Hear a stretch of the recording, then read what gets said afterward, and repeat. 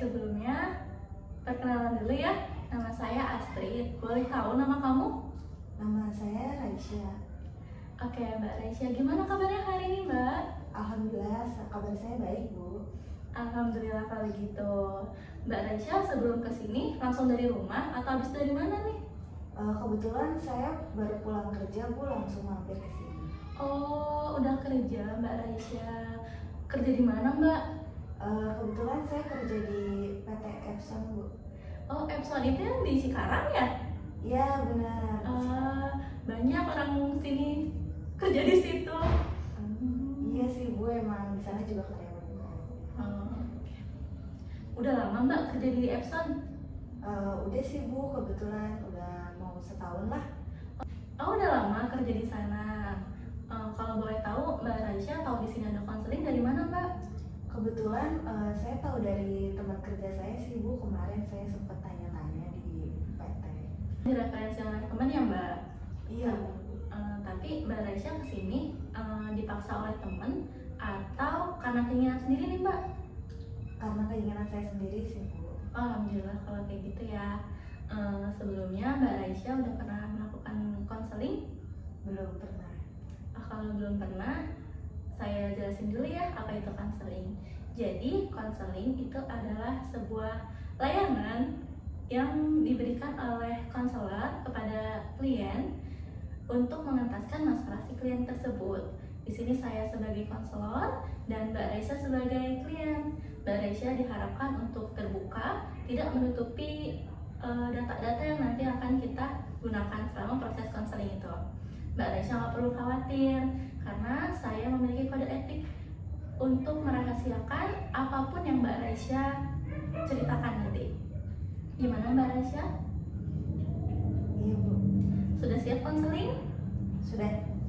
Oke, jadi kalau Mbak Raisya sudah siap untuk memasuki sesi konseling, kita langsung aja ya Mbak. Jadi gimana Mbak Raisya? Apa yang mau diceritain hari ini?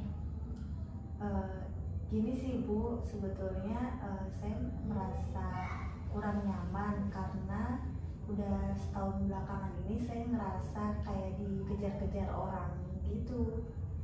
Oh, dikejar-kejar orang? Boleh tahu dia siapa? Kebetulan dia mantan pacar saya. Oh, mantan pacar. Boleh diceritain nggak gimana dia ngejar-ngejarnya?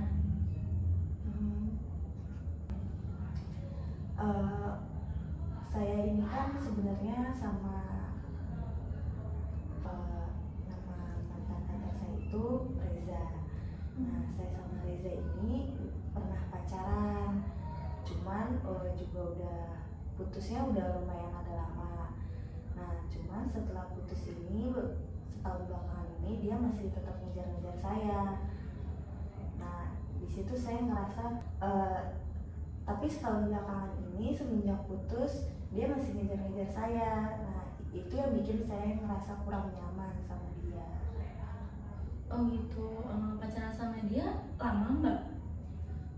Lumayan lama sih, Bu, udah hitungan tahun, 3 tahunan lah kurang lebih. Udah cukup lama banget ya? Boleh tahu nggak dia ngejar-ngejar itu kayak gimana sih? Iya, mulai dari masih sering ngechat saya lewat WA gitu, atau mungkin bisa terlihat juga dari status WA-nya itu tuh dia suka bikin status yang tentang saya gitu. Terus masih suka nge-like postingan kayak gitu. Oh jadi gitu, mungkin dia belum bisa move on kali ya Mbak. Kamu jadi gitu, dia ngejar-ngejar kayak gitu tuh udah cukup lama belum? Udah sih, Bu, udah lumayan lama. Kayaknya mungkin kurang lebih setahunan inilah. Oh sering banget ya?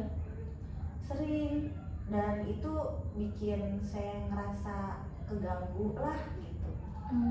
Gitu. Mikir tahu nggak mantan kamu ini ngejar-ngejar kamu itu dalam bentuk apa? Banyak sih, Bu, macam-macam. Kemarin juga dia udah beberapa kali juga sempat nanya-nanya tentang saya ke teman-teman saya, baik itu teman kerja ataupun teman di rumah gitu. Dan itu yang bikin teman-teman saya jadi suka nanya-nanya ke saya tentang mantan gitu. Boleh tahu nggak sih dia itu ngejar-ngejar itu dalam bentuk apa? Dia ngelakuin apa ke kamu? Banyak sih Bu, macam-macam. Dia tuh kemarin juga udah beberapa kali sempat nanya-nanya tentang saya ke teman-teman saya, mau itu teman-teman kerja atau teman di rumah gitu. Jadi itu teman-teman saya juga nanya ke saya kenapa mantan saya ini masih nyari tahu tentang saya gitu. Mereka pikir saya ada hubungan lagi atau ada masalah sama dia. Terus juga dia udah beberapa kali dalam setahun terakhir ini tuh datang ke rumah sambil bawa makanan gitu buat saya sekeluarga. Dan itu yang bikin saya ngerasa kenapa ya dia masih ngelakuin itu ke saya gitu, sedangkan kita juga kan udah putusnya juga kan udah lumayan lama gitu kan, udah lebih dari setahun gitu. Jadi tapi kenapa dia masih ngelakuin hal itu sedangkan kita udah gak ada hubungan itu sih Bu. Gitu. Kalau boleh tahu lebih dalam ya, kamu sebenarnya udah gak ada rasa sama dia? Nggak ada sih Bu. Jadi perasaan kamu yang karena kamu udah gak ada rasa, jadi kamu gak nyaman sama dia itu adalah hal yang wajar sebenarnya ya. Cuma mungkin dia masih sayang sama kamu. Tapi di balik itu, kamu tahu nggak sih alasan dia bisa sampai segitunya sama kamu itu kenapa? Saya juga kurang tahu ya Bu, karena selama saya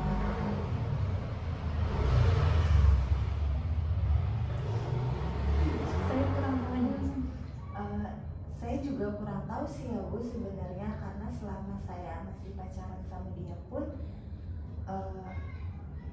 ya hubungan kita baik-baik aja gitu. Terus kita juga putus ya baik-baik gitu, bukan ada masalah yang gimana karena mungkin emang udah nggak cocok aja gitu, dan dia juga setuju untuk putus.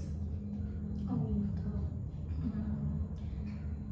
Ketika putus itu boleh tahu nggak saya alasan kalian putus itu kenapa?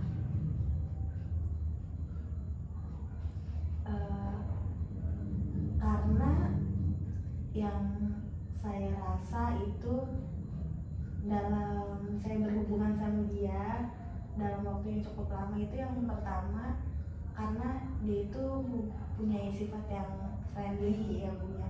Dia itu banyak temennya, apalagi perempuan gitu. Terus jujur saya itu cemburu gitu. Nah, sifat yang friendly, jadi dia tuh punya banyak teman, terus apalagi perempuannya juga banyak, dan dia nih sering main gitu Bu, nggak cuma sama teman-teman yang cowok tapi sama yang cewek juga sering. Dan itu udah saya temuin dari awal saya masih awal berhubungan sama dia gitu. Terus dulu juga dia sempet egois gitu, dan saya masih terima gitu, tapi lama-lama juga saya capek gitu Bu, karena kenapa dia masih terus egois, jadi kayak saya capek ngalah gitu. Terus kalau yang terakhir dalam setahun terakhir masih berhubungan itu karena ya udah capek juga sih Bu, jadi ya udahlah kalaupun dilanjutin tapi sayanya udah nggak serak gitu. Jadi kayak udahlah mending diudahin aja, putus gitu. Kalau dari cerita kamu ya, saya nangkepnya dia ini sebenarnya toksik ya, maksudnya dia friendly ke teman perempuan terutama itu apa ya, tapi ketika putus dia malah masih ngejar-ngejar kamu. Apa itu penyesalan? Mungkin Bu, saya juga kurang tahu ya. kehilangan setelah itu. Sebenarnya dia itu sifatnya itu sangat bertolak belakang banget ya. Jadi pas kamu berhubungan sama dia mau friendly ke cewek lain, banyak sifat-sifat yang gak bisa kamu terima tapi tetap dia lakuin. Giliran kamu udah mengudahi semuanya, dia malah menunjukkan effort dia ke kamu. Kalau boleh tahu, dia itu udah pernah ngomong belum ke kamu kalau tujuan dia ngejar-ngejar kamu itu pengen kamu kembali, atau hanya memperlihatkan perilaku-perilaku aja? Pernah sih Bu, beberapa kali dia juga coba buat ngajak saya balik lagi lewat WA gitu, chat ya, atau yang waktu dia datang ke rumah ketemu saya langsung itu juga pernah, tapi saya tetap nggak terima sih, karena saya merasa kayak apa ya, nggak semuanya bisa diulang lagi sih gitu. Iya benar. Perasaan kamu ini wajar banget ya, yang namanya punya hubungan, tetapi kalau udah nggak cocok, udah ngerasa nggak cocok ya nggak bisa dipaksain. Kira-kira kalau misalnya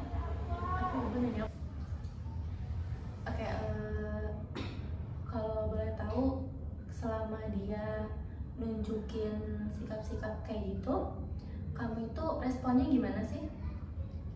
Nerima-nerima aja atau justru marah-marah ke dia?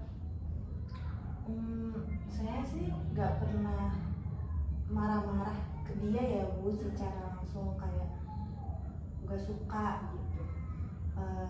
Saya terima semua yang kayak makanan yang dia kasih gitu. Terus karena dia ke rumah datang gitu, ajak main ya, saya temuin gitu. Ya kalau buat saya, kalau cuma sekedar untuk silaturahmi gitu, saya mau Bu, tapi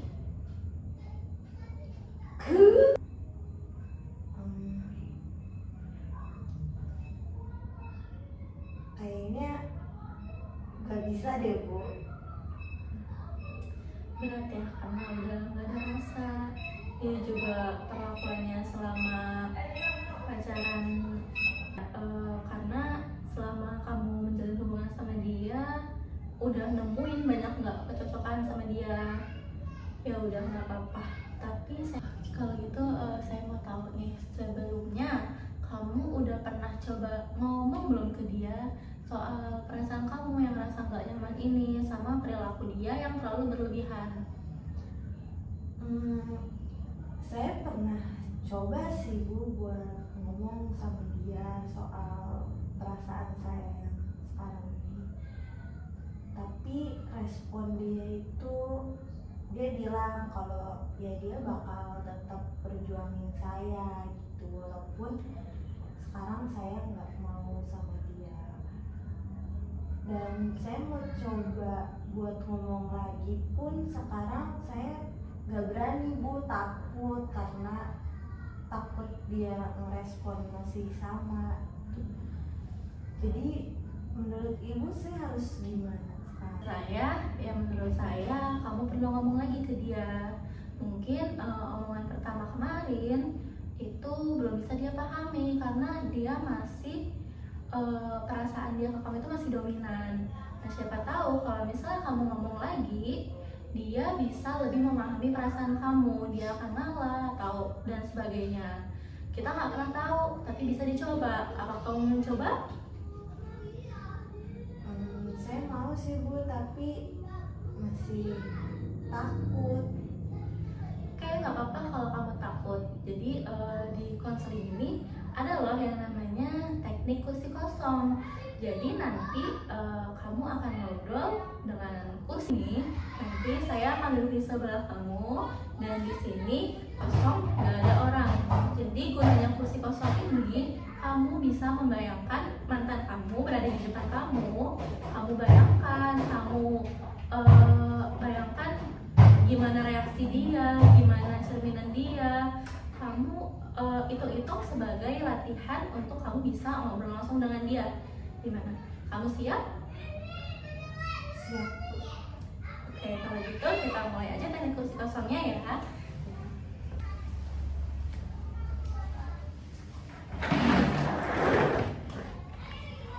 Oke, jadi nanti saya akan duduk di sini.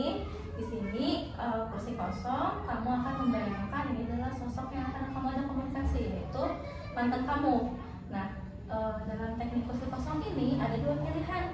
Kamu setelah nanti kamu ngomong, kamu bisa pindah ke sini untuk sekira-kiranya kamu menjadi dia, akan kamu jawab apa, dia akan jawab apa, atau kamu hanya cukup membayangkan. Kamu bisa pilih di antara itu. Saya mau coba untuk membayangkan ini sih. Oke, kalau gitu. Udah siap? Siap. Oke, bisa dimulai.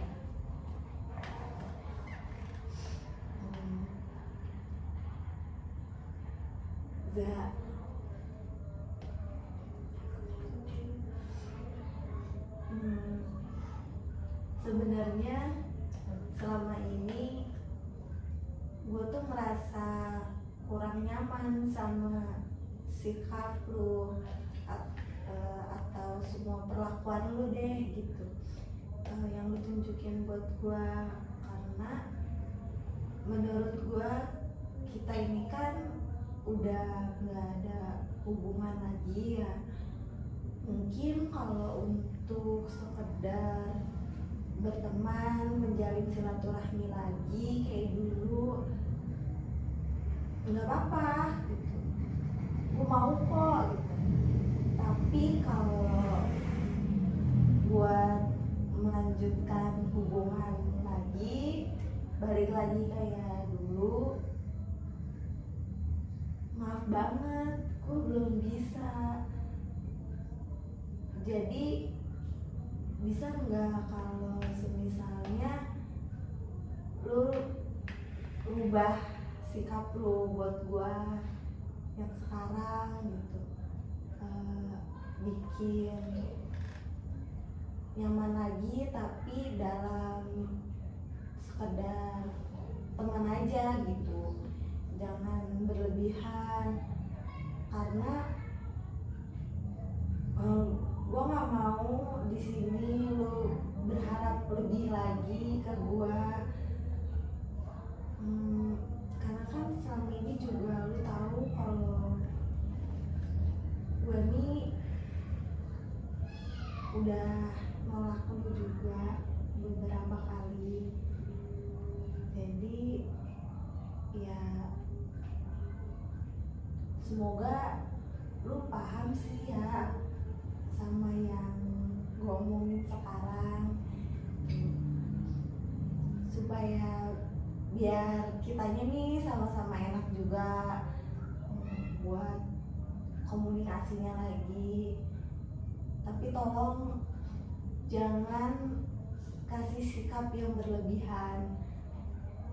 Dari status WA juga tolong jangan ungkit-ungkit lagi yang kemarin gitu kan, yang udah lewat. Terus apa ya, kalau misalkan ketemu ya udah nggak sewajarnya aja kayak teman gitu, jangan kasih pemberian yang kayak seolah-olah nih ada yang spesial. Gitu aja sih. Udah? Oke, kalau gitu.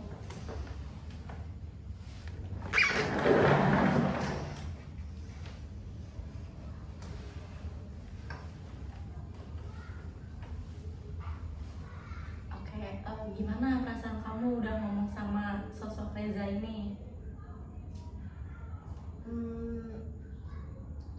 Lebih lega sih Bu, kayak yang udah diungkapkan gitu rasanya. Oke. Jadi tadi itu gambaran ketika kamu nanti mau ngomong sama Reza.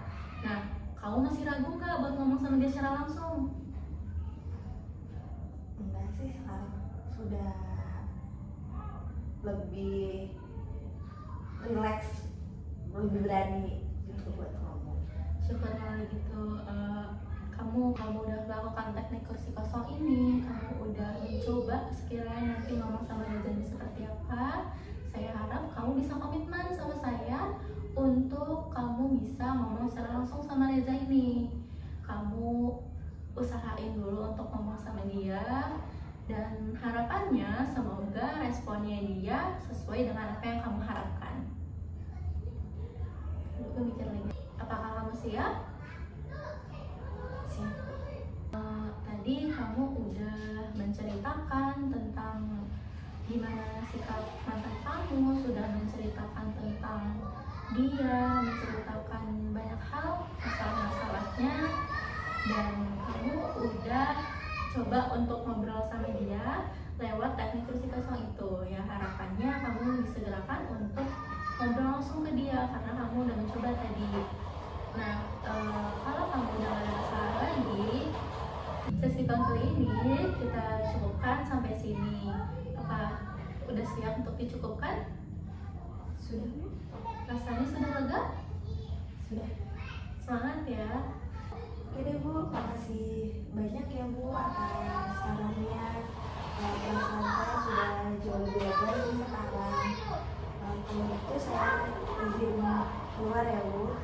Oke, terima kasih banyak atas kehadirannya ya Mbak Raisya.